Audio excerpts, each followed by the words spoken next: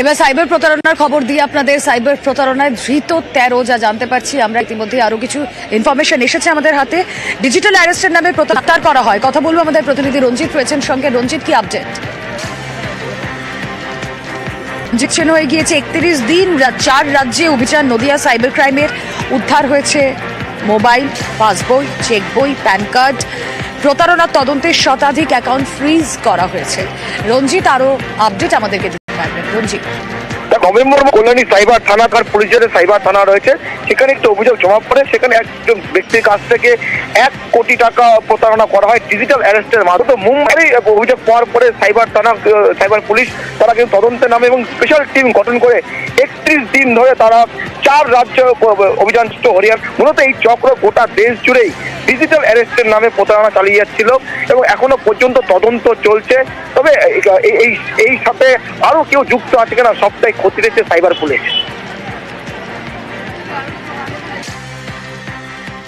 Victim যে complainant ছিলেন উনি অভিযোগ জানালেন যে ওনার 1 কোটি টাকা সাইবার ফ্রডের মাধ্যমে উনি হারিয়ে ফেলেছেন। পুলিশের ভয় দেখিয়ে যে নতুন একটা পদ্ধতি সাইবার ফ্রডের পদ্ধতি হয়তো যাকে বলছে ডিজিটাল অ্যারেস্টের পদ্ধতি দিয়ে ওনার থেকে 1 কোটি টাকা ফ্রড করা হলো।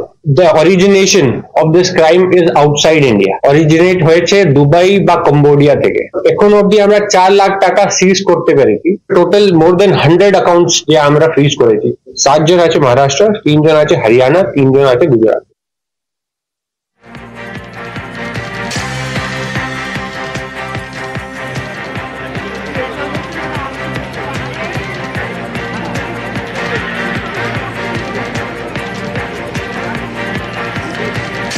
সাইবার প্রতারণায় ধৃত 13, ডিজিটাল অ্যারেস্টের নামে প্রতারণায় পুলিশের জালে 13 জন। মহারাষ্ট্র, গুজরাট, রাজস্থানে অভিযান সাইবার পুলিশের। 31 দিন, 4 রাজ্যে অভিযান। নদিয়া সাইবার ক্রাইমের উদ্ধার মোবাইল, পাসবই, চেক বই।